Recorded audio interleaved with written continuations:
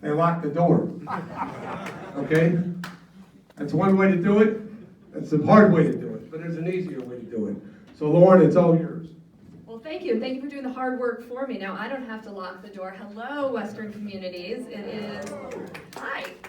It is a thrill to be back here with you and to be here on this night. We are, I'm not sure if you're aware, 4 weeks to Election Day. So this is the final countdown, guys, 28 days. And I know it might seem like it's been a tough news week in the past week. Frankly, every news week in the Trump administration, is a tough news week. But, we had a Supreme Court confirmation in a process that I think was really hard for a lot of people to take. And, we had red tide hit our coast here in Palm Beach County. So locally and nationally, there's been a lot coming at us. I want to tell you, though, about a few good things that happened this week. I want to leave you with 3 good news stories. You're not going to get it from MSNBC or CNN, but reasons for you to feel hopeful about what's going to happen in our community November 6th. So story number 1. I spent Sunday morning with the next governor of the state of Florida, Andrew Gillum. It was spectacular. We went out, we spent about an hour on a boat on the St. Lucie River with research scientists from ORCA, Florida Oceanographic Institute, local environmentalists. We were talking about how Washington and Tallahassee could work together to develop science-based policy solutions to the environmental crisis that we're dealing with now. Fancy that, science-based solutions to an environmental crisis. So we had a fascinating conversation, fascinating boat trip, but then we went afterwards to a rally in Stewart. Now, for those of you who know our district, we've got Palm Beach County, we've got St. Lucie County, these are the Democratic parts of our county, then we got Martin County, the most Republican part of our county. There were more than 1,500 people out in Stewart waiting to hear Andrew Gillum and I speak. So if you want to be encouraged about how things are turning in that district, there's proof point number 1. Proof point number 2. Last weekend was the annual Democratic Party Truman Kennedy Johnson dinner in Palm Beach County. I know a number of you were there. I saw a number of you there. Had a lot of great conversations with folks, came up to me and said, we're excited about your campaign. The conversations that impacted me the most? I had no fewer than 5 individuals come up to me and say, I'm a Republican. I'm a Republican. I didn't leave my party left me. I'm not voting for Republicans this year. They cared enough that they had bought a ticket to our annual Democratic Party fundraiser. And they were there and approached me to tell me they were voting for me and they were bringing along their friends. So there's proof point number 2. So we're bringing out people in Martin County. We're persuading Republicans to show up at our Democratic Club events. Number 3, at that same rally with Gillum, when I was walking off the stage, running late to the next thing, because it seems like these days we're always running late to the next thing, and a young girl chased me down and she said, wait, I want to get a picture with you. So excited about your campaign. And I'm turning 18, and I've registered to vote so that I can vote in this election for the first time because I know what's on the line for our community. Okay, so you might be sad about what's happening in Washington, but what is happening locally here is that we are getting people out in the reddest part of our district. We are moving folks to our side. We are bringing young people to the polls. So there is reason for us to feel good going into November 6th. I'm going to tell you a couple other reasons for us to feel good.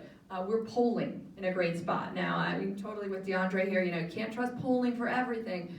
But first time we polled in this race, a number of months ago, before we were on the air, before the primary, we were down by 18 points.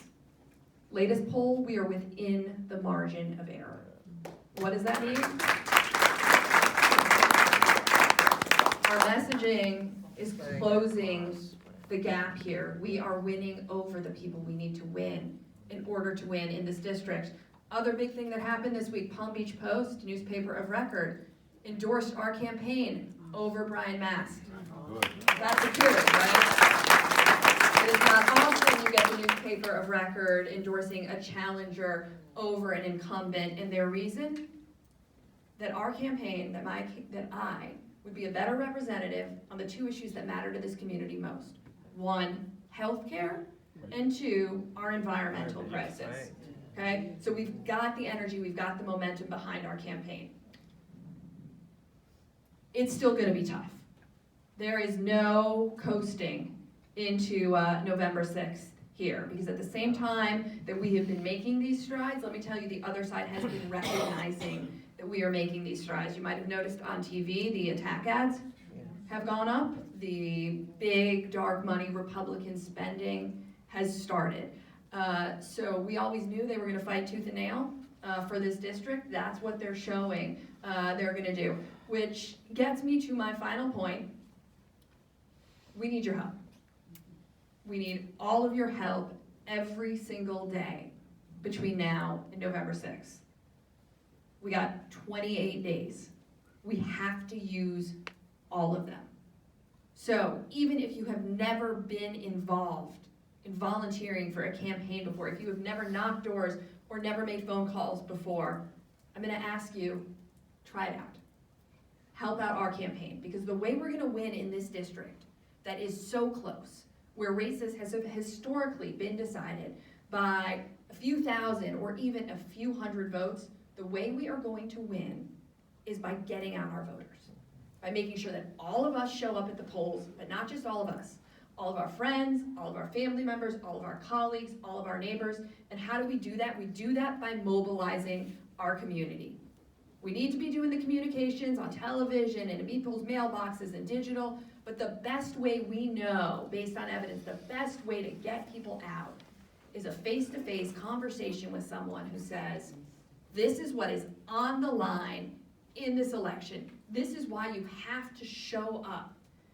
And we got a good case to make. We got a gubernatorial election this year, chance to take back the governor's mansion for the first time in 20 years.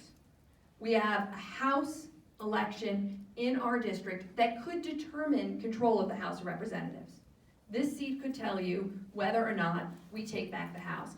And we have numerous local level races and state races, which are also critically important, because we're electing those representatives who are going to be in office when, for example, we do the census in 2020, who are going to be in charge of redistricting, redrawing the boundaries. So every race in this election matters.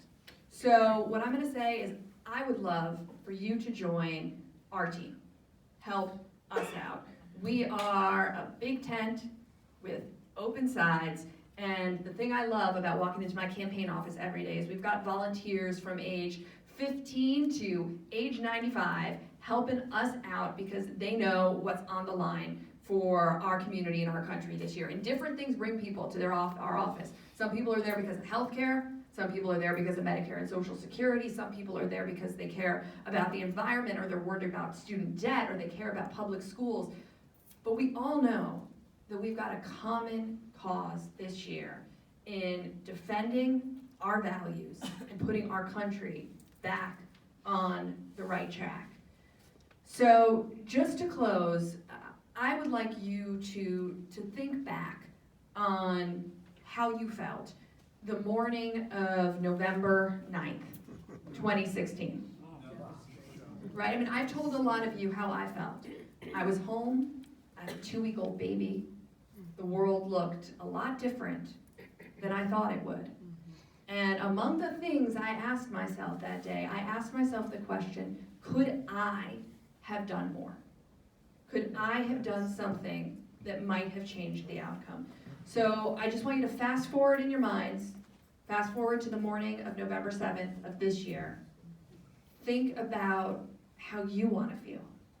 Do you want to feel excited and energized by how we have taken back our community and our state and our country?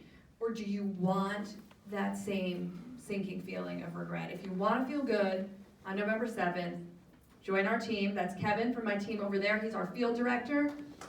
can get all of your information, we can get you set up, we can do it in your community here, but together, I am confident that we are going to win on November 6th, and it's gonna be a brighter future for Florida 18. Thank you so much for having me.